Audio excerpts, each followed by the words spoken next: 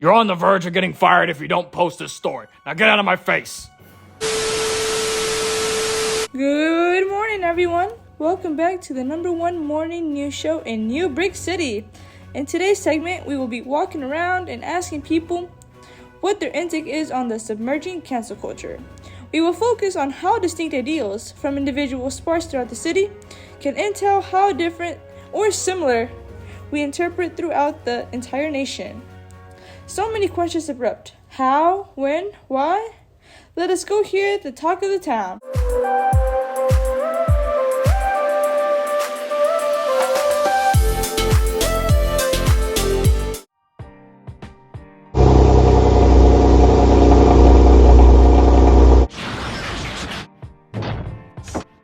Tell us something about yourself that the public should know.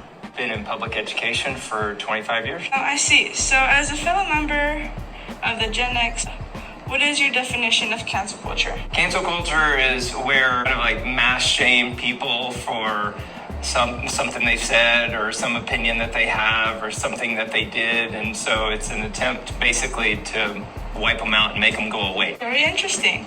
If the cancel culture would have happened in your era, how do you think your generation would have handled it?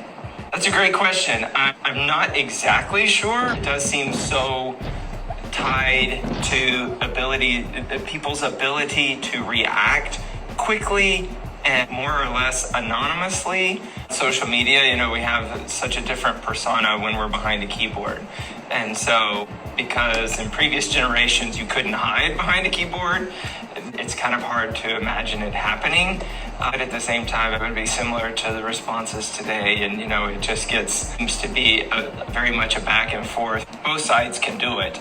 I guess from the political side, I'm thinking from conservative and liberal sides, both practice it. And so it's kind of a back and forth for, okay, you do this to somebody on our side, we'll do it to yours.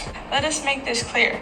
Do you believe cancel culture is a major issue and why? I think it's a major issue in the sense that you seek to completely get rid of any voices, behaviors, action that's not productive, it's not realistic. There's going to be diversity.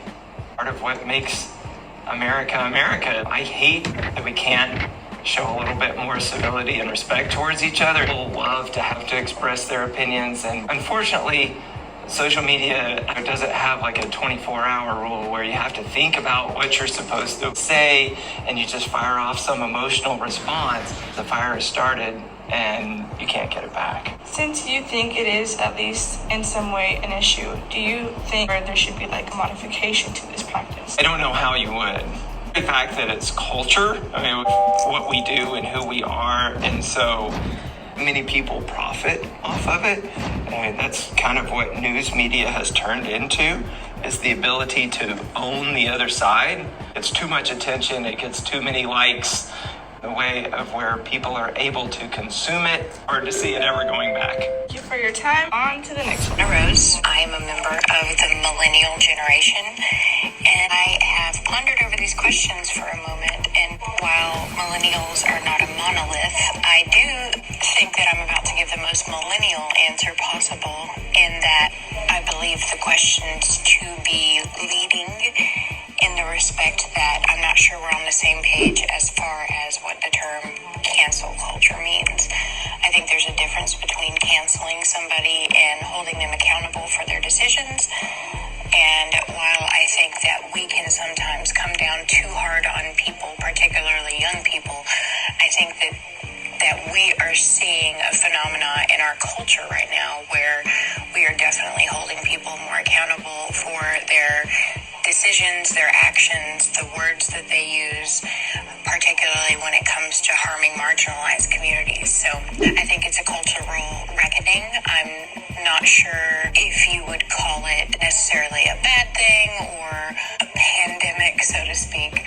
And, I don't know how long it'll go. Maybe we'll adapt to our new cultural norms and expectations and treating people with kindness and compassion first, and then maybe we won't need quote-unquote cancel culture anymore. Member of the Gen Z generation, how would you explain cancel culture to someone uneducated on the concept? To someone new to the concept, I'd explain cancel culture as a fear tactic hidden as an accountability concept. How has the Gen Z handled cancel culture since it is happening in their era?